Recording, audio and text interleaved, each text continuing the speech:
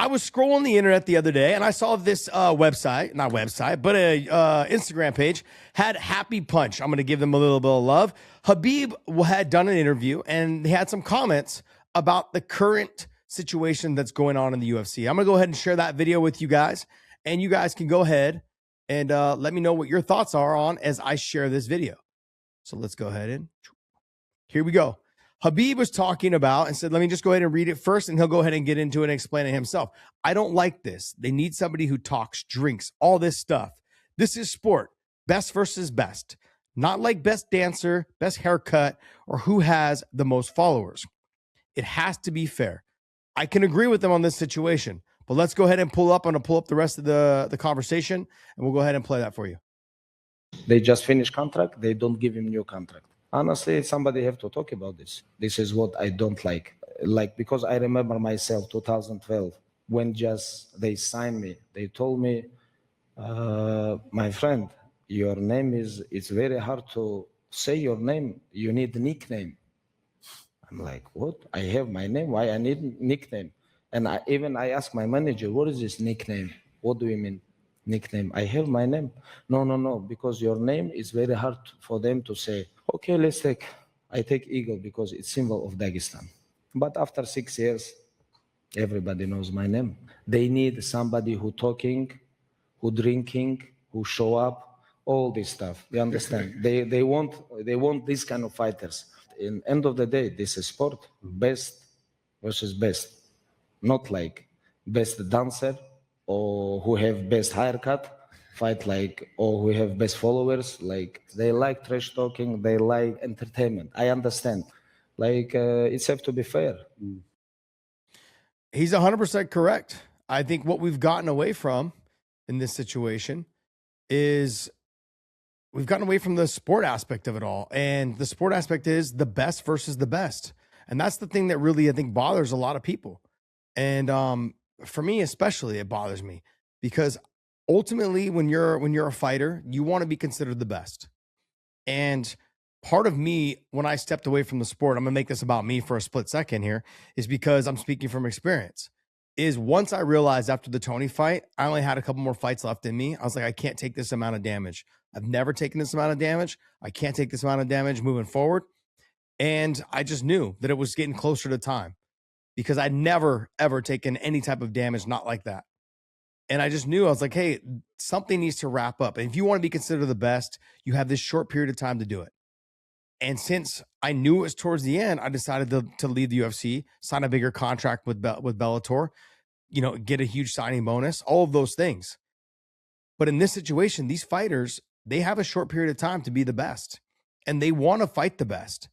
And if I'm somebody who brings the best to the cage, you have Mokaev. There's no reason for him not to be in there. I know he's hard to deal with. Maybe it's a problem. I mean, it's an issue. But I think him going away and coming back, I think he probably understands. He's fighting for peanuts right now, I would imagine. He's probably making maybe 10 grand at the most to fight these guys. And he's taking a chance every single time he gets inside that cage. Because if he loses, whoever beats him is going to probably get signed right away to the UFC. So that's the hard part, I think, is when I look at Mokaev, he should be in the UFC. There's no reason for him not to be, other than maybe his manager is hard to deal with. Maybe he's difficult to deal with. But I think this time away has probably really opened his eyes and been like, hey, okay, I'm ready to come back. I'm ready just to fight the best. I'm ready to go out there and show what I can do.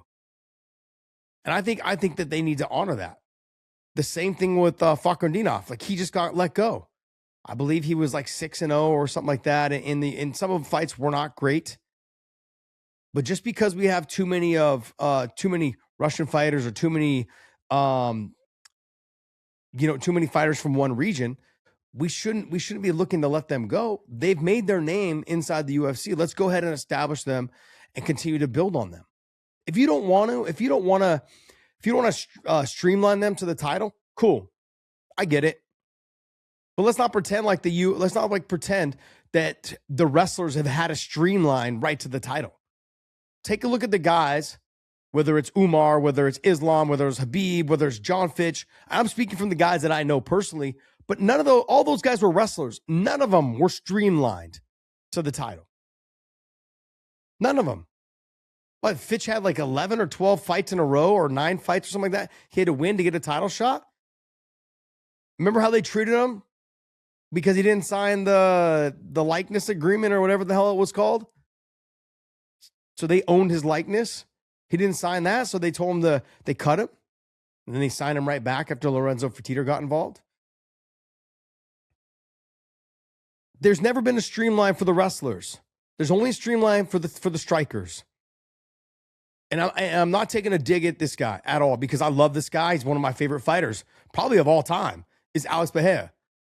They knew what they were doing. They got him and they wanted to get him to the title as fast as they could because Izzy was still there. They wanted to get him there. And I'm not going to be here. I'm not going to stand up here and argue that. I'm looking forward. I was looking forward to watching that fight happen. But they did the same thing with Conor McGregor. Remember? They're like, oh, well, he fought Chad Mendes. He fought him on short notice. I believe it was like, 8 days notice or something they gave Chad? And Chad was still able to take him down several times. Got tired, then loses. But regardless, they streamlined him. And then, look, and in all fairness, and I'm not taking a dig at him either, Conor did what he was supposed to do.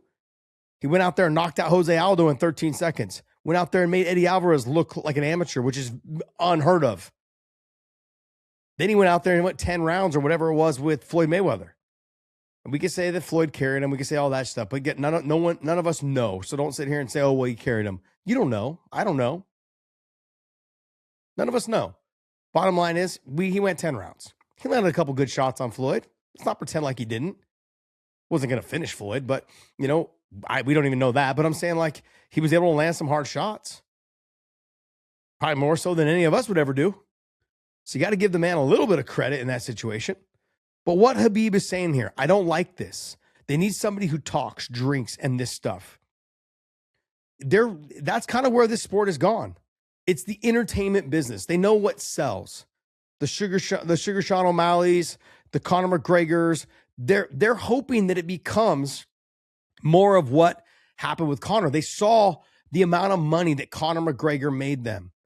They saw what Conor McGregor did to the UFC, how it exploded the UFC. And they're like, okay, this is the direction that we need to go. We need to fall into the influencer world. 100% they need to. 100%. But what they need to do, though, too, is remember that the best fighters need to be in the UFC. And I've said this for 15 years or so. Not all the best fighters are in the UFC. They weren't even in the UFC when the UFC owned both companies. The UFC owned the WEC, the UFC owned Strikeforce, and they owned the UFC. They were all in different companies, organizations for a while. So they weren't even all in the same company back then. So to think that, like, there's fighters that are out there that are really good that are being released because they're boring or because maybe they're a little bit more difficult to deal with. That it happens. It happens all the time. But like guys like Mokaev, right? You got to get him back. The 125-pound division, I think, is probably the best it's ever been. But right now, it's also getting a little stale. I like that Joshua Van got the win, but Pantoja's going to be out for 9 to 10 months, maybe even longer, depending on how bad the injury is. There's going to be get him in there, get him to mix it up. Let's get him back in that mix. Fakhretdinov, I mean, look, you can do what you want. Look, for me, I didn't mind watching him fight. I'm not going to say he was a barn burner, but I believe he was 6-0, I think, in the UFC. I don't understand why, unless you were asking for some ridiculous amount of money and you couldn't come to an agreement. I mean, yeah, I get, like, if you don't want to let him go, let him go. I mean, the UFC has the right to do whatever they want. I'm not here to tell them how to run their business. I'm here to inform my listeners or, our fans here, basically telling them that this is what the UFC does. They say, if you're getting a little bit older, we're going to offer you a little less money because we know you can't really go anywhere else. And you can if you want, like I did. I went somewhere else and made a lot more money. But do you want to still be in the UFC? Right now, I had the option to go to Bellator. I had the option to go to PFL. So I could have made, I could have probably made a little bit more money maybe in the PFL. and fought in their tournament, which I wasn't on board with the whole tournament thing because the points and all the other stuff. But it did seem enticing at the time, to be honest. It was $1 million, win 3 fights or 4 fights. I'm in. I could do it. Sure. But in this situation, it's like, this is sport, best versus best. We've gotten away from that. I'd like to make sure that we keep the sport still. It's sport. It's about the best fighters fighting the best fighters. Ultimately, what happened with the PFL, they were trying to make this thing into something that they were trying to make it like a tournament. And look, we like the tournaments where the best person moves on. It's not a point system tournament. And that was, they spent millions and millions of dollars trying to make that work. And ultimately, if you're a fan at home, what did you care about? All you cared about was the best fighter moved on and fought the best fighter who moved on from the other bracket. That's all you cared about. Why am I watching a guy who won one, lost one, who's now fighting the guy in the next round that he just lost to or just beat because that guy had more points? It didn't make any sense. So ultimately, that gimmick didn't work, and they lost millions and millions of dollars trying to make that work. All fans care about, this is all they'll ever care about, is I want to see the best fighter fight the best fighter, and the winner moves on, and that's it. Don't get me wrong, they want to see entertainment. So if you can get those fighters in there with some entertainment, that's great. And we can kind of feed them in a little. We can feed them the Connors. We can feed them the Sugar Sean O'Malley's. We can give them those guys that like have that personality, have the, the rainbow hair. We can give them that.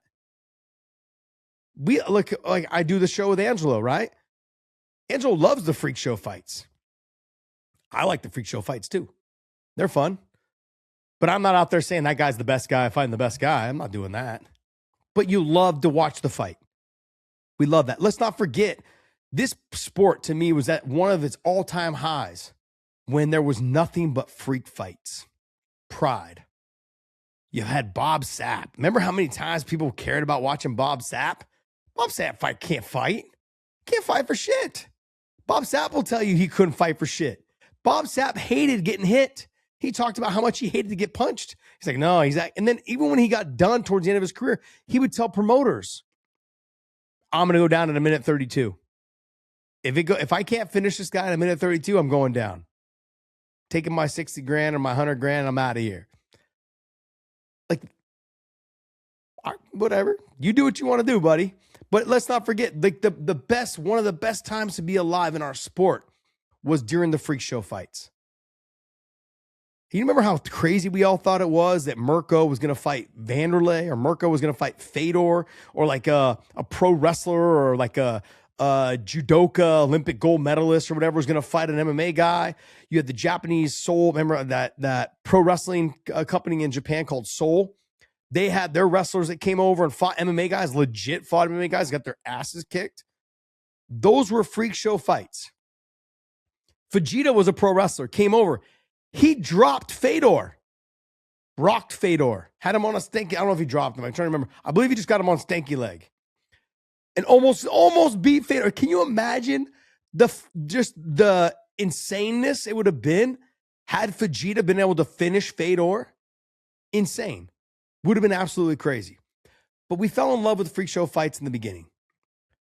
But they also had real fights mixed in. Okay?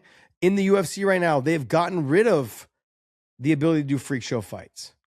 And then now it should just be the best fighters versus the best fighters. And that's kind of where we're at. So when you're cutting guys that are undefeated in the UFC, haven't lost, they've got wins, like it's setting a precedent that it's not like that's not good enough anymore to be the best. And that's not okay. So if you don't like them because they were boring, but you knew they were kind of boring coming into the UFC, you knew they were just a wrestler, which means that less wrestlers are going to get signed. And the wrestlers are the ones that, I kid you not, they will go out on their shield. Whereas you'll find that a lot of kickboxers, and this is not a dig at any kickboxers, they will turn and give their back, get choked so they can get the fight stopped. If they're getting dominated and destroyed, they'll turn and give their backs to get choked. See it all the time. I don't want to say it is the easy way out. But wrestlers they will fight their asses off. It's in them to grind it out. It's in them to keep pushing. Maybe not all, but I would say 99% of them that are in the UFC, they don't want to give up. They work too hard to get where they're at. I just don't, I agree with what Khabib is saying, that we've gotten away from what the sport was built around.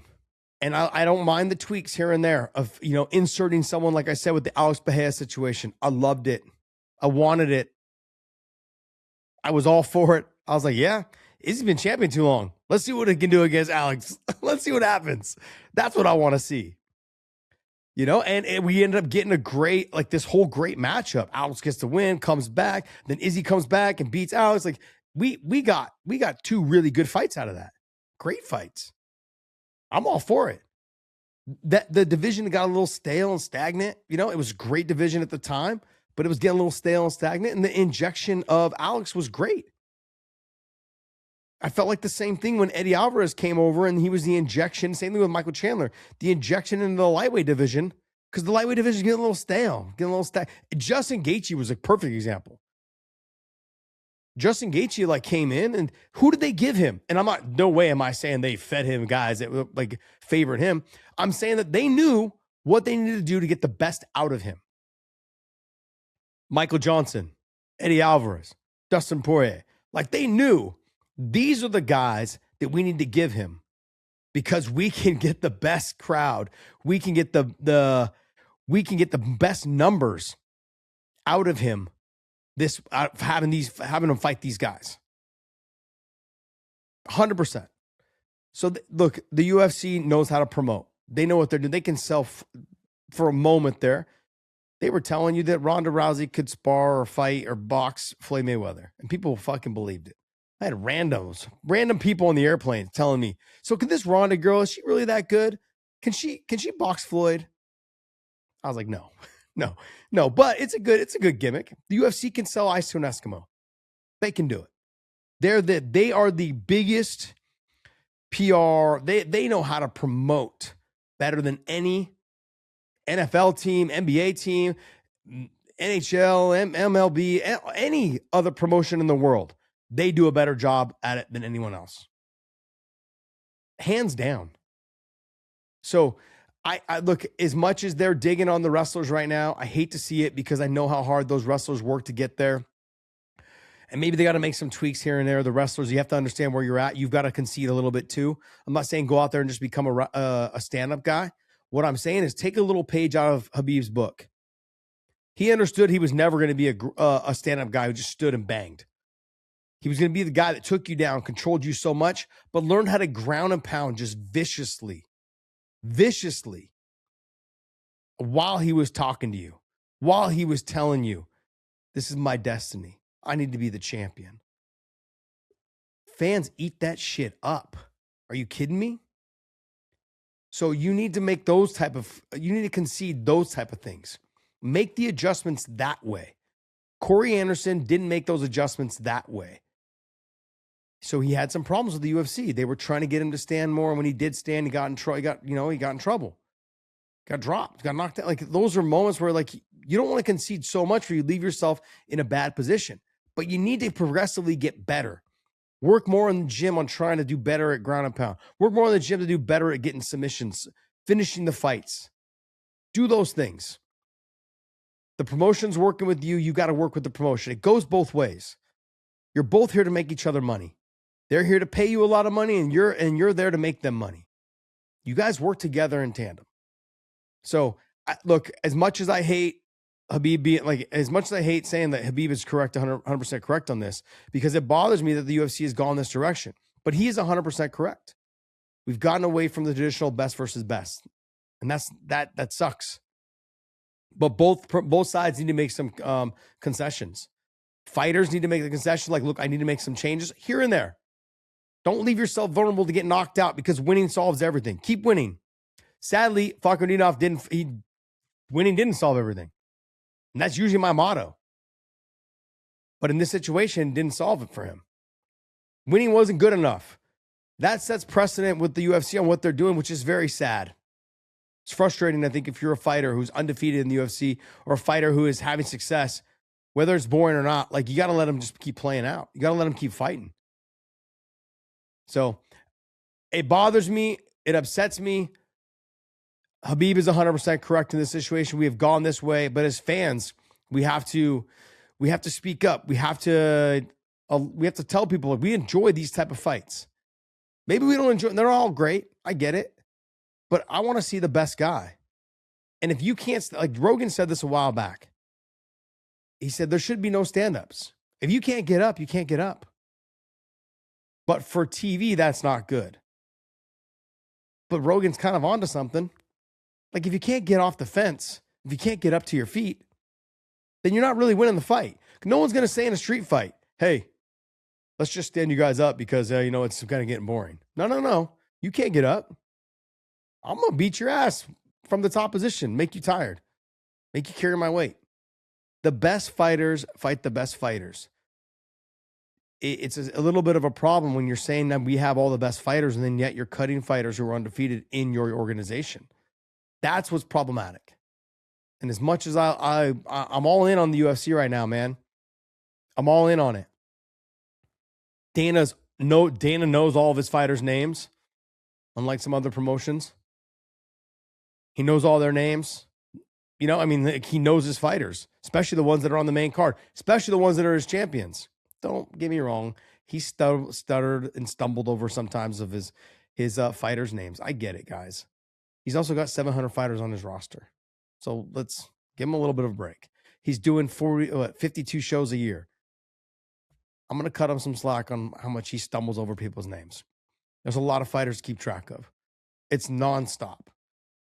So I'm going to give him a little bit of a pass on sometimes when he stumbles. Like, 'cause one time he forgot Islam's name. He was like, yeah. He was working through it. You could tell he was really bothered him that he couldn't get the name out of his mouth. He's like, oh, but yeah, it happens. I just don't want to see the sport go into where we're just promoting the guys who drink the most, the guys who, are out there, the flashiest guys, but then don't win. Those are like, they're sure they can be good, but we can't keep pushing these guys in a direction if they can't get a win. I hope we get away from that. I want to see the best guys fight the best guys. And that's kind of where we're at. And look, if they leave for a little bit, you got to let them go and they come back. Like Mokaev, he comes back, has great performances. We'll see. I love the fact that I think Hunter Campbell reached out to Mokaev after I think his last fight and said, great job, you look good. That lets me know they're softening up a little bit to him. Hey, I believe you got a good knockout, and that's what they're looking for. Can you give me some knockouts? Can you give me some finishes? That's what they're looking for. So good on them. Hopefully they bring him back. I'm looking forward to a little shot in the arm in that division. You add him in there, you're getting another world-class fighter. You add that with Horiguchi. You've got, Tatsuro Taira. Shit, you got your top 5 right there. Manal Kopp. You've got your top 5, 6 guys right there. I'm good. I'll take that.